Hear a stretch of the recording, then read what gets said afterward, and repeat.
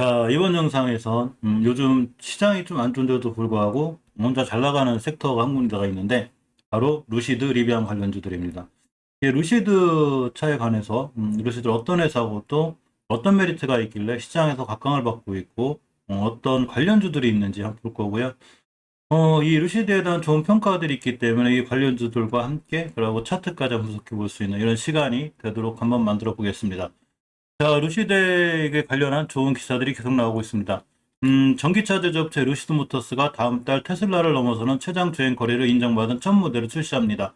테슬라도 굉장히 긴 장거리를 갖고 있는데 루시드가 이 테슬라보다 훨씬 더 긴 장거리 전기차를 출시하는 거죠. 여기엔 국내 삼성 HDI 배터리가 장착된 걸로 알려져 있습니다. 자, 28일 현지 시간 로이터 통신에 따르면 루시드는 미국 애리조나 공장에서 럭셔리 전기차 세단 루시드 에어를 생산을 시작합니다.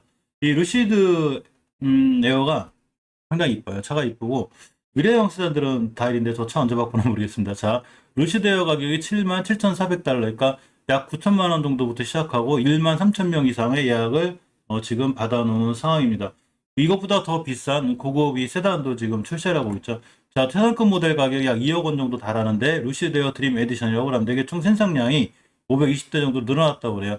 이것보다 낮은 그랜드 투어링, 에어피어 등도 차례대로 출시할 계획이라고 합니다. 테슬라가 아무래도 좀 긴장 한번 해야 될 것 같은데요. 자, 어쨌거나 이 드림 에디션 레인지라고 있는데 이 드림 에디션의 한 버전인 드림 에디션 레인지가 지난 16일 미국 환경보호청 EPA죠. 이 520마일 약 837km 주행거리 인증을 받은 바가 있습니다. 이 기록은 EPA가 현재까지 인정한 전기차 가운데 최장 주행한 거리라고 합니다. 테슬라 저리 가라죠. 지금 굉장히 길게 가고 있는데 기존에 1위를 차지하고 있는 테슬라의 전기차 모델 S롱 레인지가 652km, 아까 800km가 넘었으니까 훨씬 길게 갈 수 있는 거죠.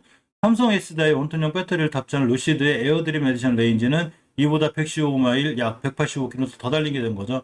이 차량이 89,990달러에 판매될 계획이라고 합니다. 아까 말씀드린 그 EPA 발표에 따르면 에어드림 에디션 레인저 외에도 에어그랜 투어링 세단의 16마일, 약 830km의 주행거리를 인증했고 에어드림 에디션 퍼포먼스 모델에는 450마일, 약 720km의 등급을 부여함으로 인해서 웬만하면 전 차종이 테슬라보다도 거의 길게 주행을 하고 있습니다. CEO가 피터 롤린슨이죠. 자, 피터 롤린슨 루시드 최고 경영자가 루시드가 개발한 전기차 독점 기술은 더 적은 배터리로 더 많은 주행거리를 이동하는 것이 가능하다고 합니다. 자, 그만큼 루시드에 대한 회사에 대한 좋은 시각들이 많이 있는데 어디서 투자했을까요? 바로 사우디아라비아 국부펀드에서 투자했습니다. 2007년 설립된 루시드는 2018년도에 사우디아라비아 국부펀드에 투자를 받아서 지난 7월 뉴욕 증시에 상장했습니다.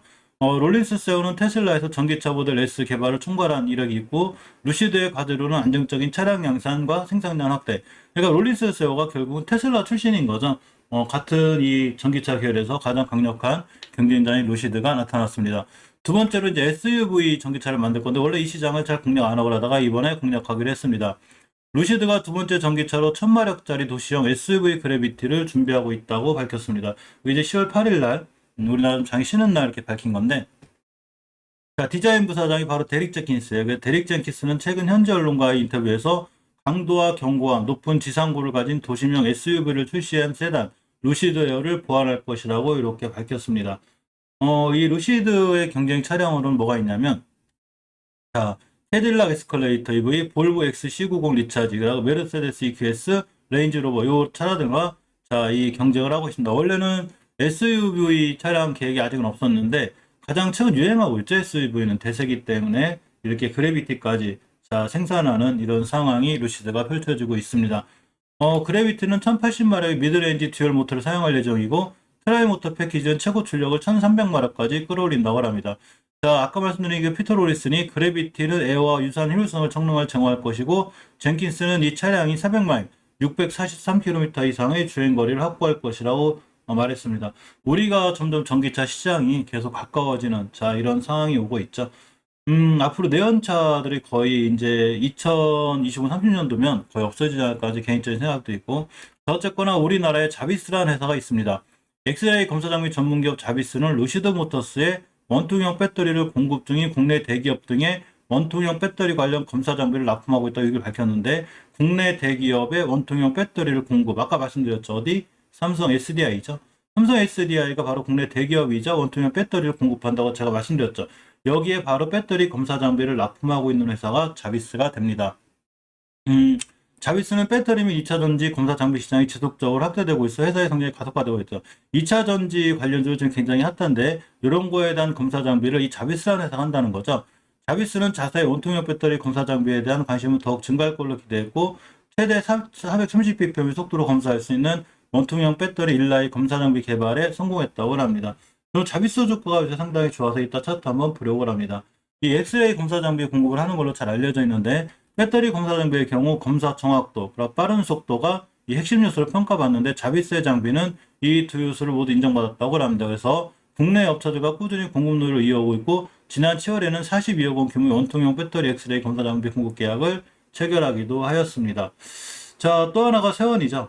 자비스하고 또 하나가 세원인데 세원의 주가도 좀 좋았죠.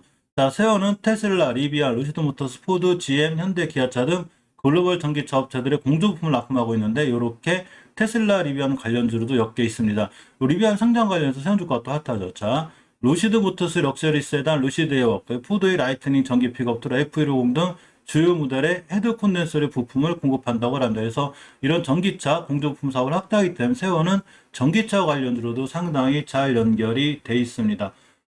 이 뉴욕에서 월스트리트에서 유망 전기차 업체를 뽑았는데 JP모건, 뱅크 오브 아메리카 등 애널리스트들이 이번 분기 성장세를 보일 걸로 예상되는 전기차 회사로 스텔란티스, 다임러, 루시드를 꼽았습니다. 우리는 루시드에 관해서 보려고 하고 특히 뱅크 오브 아메리카가 상당히 루시드에 대해서 극찬을 했죠. 뱅크 오브 아메리카는 전기차 제조업체 루시드를 높게 평가했는데 캘리포니아에 분사를 둔 이 회사는 사우디아라비아 공공투자 펀드를 통해 2018년도에 10억 달러를 지원받았습니다. 아까 제가 사우디아라비아의 이 국부펀드부터 지원받았다고 그랬죠. 이게 10억 달러 정도 됩니다. 뱅크 오브 아메리카 애널리스트는 존 버피, 에일린 스미스, 티티 플래처가 루시드가 전 세계 전기차 회사 중에 가장 합법적인 스타트업이라는 판단 아래 지난달 15일 루시드 종목들을 투자자들에게 매입하라고 적극 추천하기도 했습니다. 우리는 루시드 관련주에 관해서 보면 되는 거죠. 자, 분석가들이 루시드 경영지의 전기차 사업 경영과, 그러니까 아까 세우 자체가 벌써 테슬라 출신이죠. 또 루시드웨어 세단을 비롯한 기술력이 경쟁 우위를 정호한다고 말했고 루시드가 전기차 스타트업이 전기차의 상용화에 이르기까지 견뎌온 장애물을 완전히 극복하지 못했지만 그래도 굉장히 노력이 신뢰를 갖는다고 합니다. 자, 우리나라 전기차 관련주도 꽤 많긴 한데 그 중에서 세원이라고 자비스에 관해서 차트까지 한번 볼 수 있도록 하겠습니다. 이 세원의 차트인데 우리는 항상 차트를 볼 때 월봉에서 현재 주가의 위치를 보죠. 비싼가 안 비싼가. 사실 꽤 많이 올라왔죠. 1,000원짜리가 고점이 8,000원대를 찍음으로써 전기차 루시드에 대한 기대감을 한 몸에 받기 있긴 한데 저번 달에 약간 이 기대감을 갖고 올랐죠. 그럼 이번 달에 기술적인 분석, 그러니까 주식은 재료도 중요하고 아까 금방 말씀드린 재료도 중요하고 기본적 분석, 내가 산 주식이 상당폐 당하면 안 되기 때문에 재무는 어떤지 이런 걸 보는 게 중요하고 또 하나 기술적 분석이 중요한데 이렇게 기술적으로 보면 월봉에서 추세를 깨는 가장 위험한 선을 20개월 선으로 보는데 이렇게 꼬리를 딱 찍었죠. 우리 여기 안 깰 거야. 3개월 전에도 꼬리는 달았지만 올려놨죠. 추세를 유지해주겠다는 얘기죠. 이번 달 20개월 선 찍고 나갈 때가 제일 중요한 매수 타이밍이었고 이때가 제일 좋았습니다. 주봉에서 보시면 자, 오주선의 돌파 갑자기 최고 좋은 매수의 턴이 되는데 이렇게 매수의 턴이 됐죠. 자, 이걸 우리는 추세의 턴이라고 그러죠. 그래서 추세가 턴이 됐고 20주선까지 돌파해줬기 때문에 다음 주에 시장 상황에 따라서 또 조금 밀려서 5주선이나 20주선까지 다시 밀리면 중요한 매수 타이밍이 되고 일봉에서는 상한가 한번 가고 그러고 급등에다 떨어졌기 때문에 지금 매수하기보다는 약간 밀리는 11선, 20선까지 눌림목 줄 때 매수하면 루시드와 관련해서 좋은 호재나 이슈가 있을 때 한 번 더 뜨지 않을까 이렇게 생각해 봅니다. 실질적으로 자비스를 보면 자비스가 원통형 공사 장비 납품하는 실적인 수요업체죠. 자, 추세를 유지하는 제가 항상 주식이 추세를 유지할 때는 5개월 선을 잘 유지하고 지켜주는 게 중요하다고 그랬죠.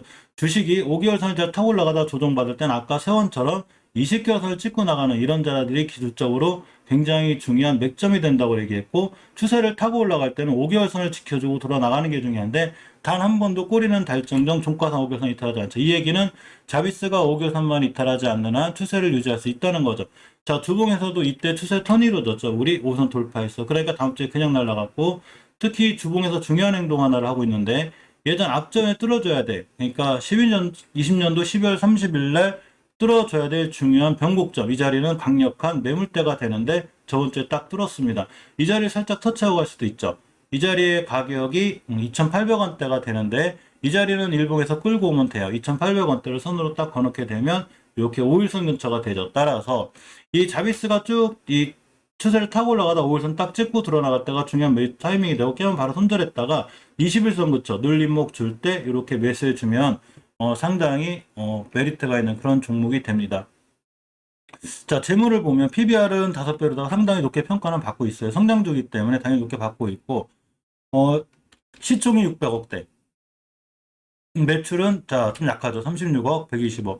일단 적자는 계속 지속하고 있기 때문에 회사가 아직 재무에 대한 단단한 맛은 없죠. 자, 현금유불이 450%, 부채 비율이 150%다가 재무가 튼튼한 면이 아니죠. 그렇기 때문에 앞에 여기 증자가 붙었죠. 이 증자는 신용담보대출이 안 된다는 거죠. 그래서 자비스의 리스크는 정확하게 재무적인 면은 리스크가 있어요. 항상 자, 재료도 좋고 기술적 분석도 좋지만 기본적 분석인 재무도 잘 봐야 되기 때문에 이런 종목을 투자할 때 너무 많은 금액을 갖다 투자한다기보단 재무에 대한 리스크를 꼭 반드시 생각하면서 적절한 배분을 해주는 게 중요합니다.